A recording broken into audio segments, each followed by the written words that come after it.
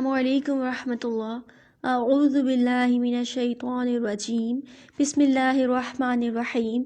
रब्बिश्रह ली सदरी वयस्सिर ली अमरी वहलुल उक़दतम मिन लिसानी यफ़क़हू क़ौली वजअल ली वज़ीरम मिन अहली रब्बि ज़िदनी इल्मा अल्लाहुम्मा फ़क़िहना फ़िद्दीन आमीन। कैसी हैं आप सब लोग? उम्मीद है कि आप सब लोग खैर खैरियत से होंगे। पिछले लेसन में हमने कवर किया था कि तजवीद की इम्पोर्टेंस क्या है, या कुरान और हदीस में क्या हमें रेफरेंस मिलते हैं तजवीद को सीखने के मामले में। और आज हम इंशाल्लाह कवर करेंगे कि तजवीद बेसिकली है क्या। क्योंकि जब हमने हज़रत अली की डेफिनेशन पढ़ी थी, जो उन्होंने तरतील की थी, तो उन्होंने कहा था कि तरतील क्या है, हुआ तजवीदुल हुरूफ व मारिफातुल वुकूफ़। तो अब तजवीद क्या है? तजवीद जो है वो इसका बेसिक माना होता है किसी चीज़ को ब्यूटीफाई करना, ठीक है, उसको उम्दा कर देना, उसको अच्छा कर देना या उसको खूबसूरत कर देना।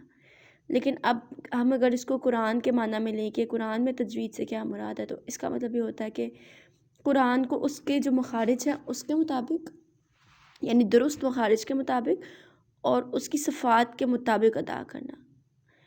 यानी एक एक लेटर जो कुरान में इस्तेमाल हुआ है, अलिफ हुआ है, बा हुआ है, ता हुआ है, सा हुआ है, कुछ भी, उसको हमने उसके असल मखारिज से अदा करना है। यानी जहाँ से वो निकलता है वो लेटर, उसको वहीं से निकालना है। क्योंकि अरबी ज़ुबान में आपको बहुत से ऐसे लेटर मिलेंगे जो मिलती जुलती आवाज़ रखते हैं, ठीक है। जैसे ज़ाल, ज़ा, ठीक है, गौद, ठीक है। ये लेटर्स ऐसे हैं कि ये थोड़े से मिलते जुलते हैं साउंड में, लेकिन ये एक जगह से नहीं निकलते हैं। और इंशाल्लाह आप जब हम लाहन का भाग पढ़ेंगे तो उसमें हम पढ़ेंगे कि एक वर्ड को दूसरे वर्ड से बदल देने से माना कितना बदल जाता है।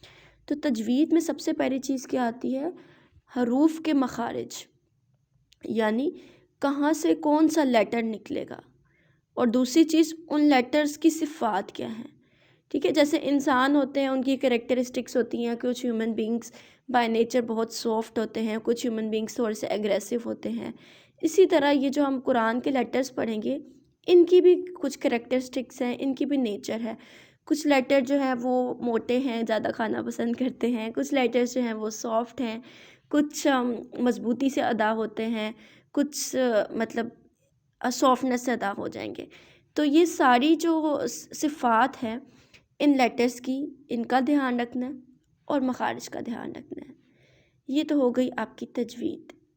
अब हज़रत अली की ही जो डेफिनेशन उन्होंने तरतील में की थी, उसमें कहा था मारिफातुल वुकूफ़, कि हमने वकूफ़ का बयान पढ़ना है।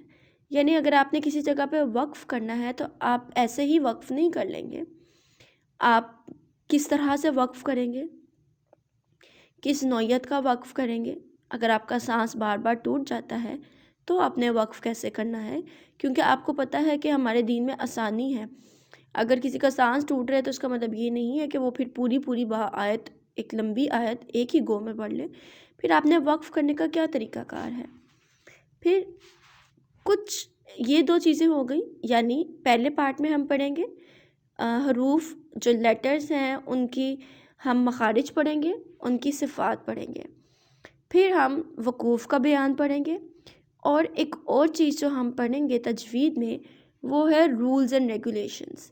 देखिए, हर एक चीज़ जो शुरू होती है और जिसको भी ज़िंदगी में हम कोई भी चीज़ अचीव करना चाहते हैं तो उसके कुछ रूल्स एंड रेगुलेशंस होते हैं। कोई भी चीज़ उसके रूल्स एंड रेगुलेशंस के बगैर आप अचीव नहीं कर सकते।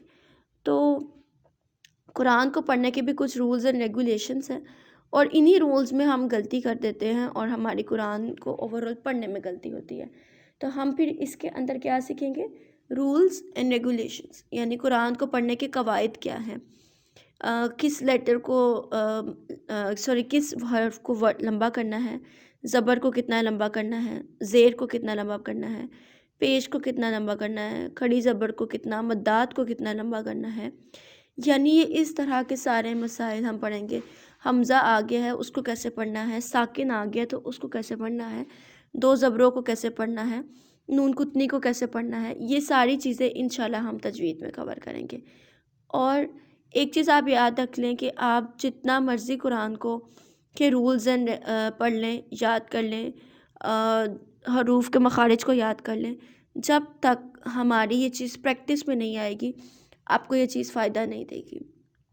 صرف اس کو کریم کرنے کا، اس کو رٹا لگانے کا کوئی فائدہ نہیں ہوگا، آپ کو اس کی پراپر پریکٹس کرنی پڑے گی۔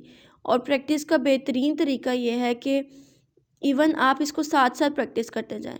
یعنی اگر آپ نے قاف کا مخرج پڑھ لیا ہے نا، اور آپ کا نام قرۃ العین ہے، تو آپ اس کو قاف کو اس کے مخرج سے قرۃ العین ہی پڑھنا شروع کر دیں۔ ہا کا مخرج پڑھ لیا تو اب آپ کے نام میں اگر ہا آتا ہے تو اس کو عربی کی طریقے سے پڑھنا شروع کر دیں۔ یعنی اٹھتے بیٹھتے چیزوں کو اسی طرح سے بولنا شروع کر دیں۔ پریکٹس میں لے کے آئیں گے تو انشاءاللہ آپ کو آسانی ہوگی اور کوئی پریشانی نہیں ہوگی۔ سبحانک اللہم و بحمدک نشہد ان لا الہ الا انت نستغفرک و نتوب الیک۔ السلام علیکم ورحمۃ اللہ۔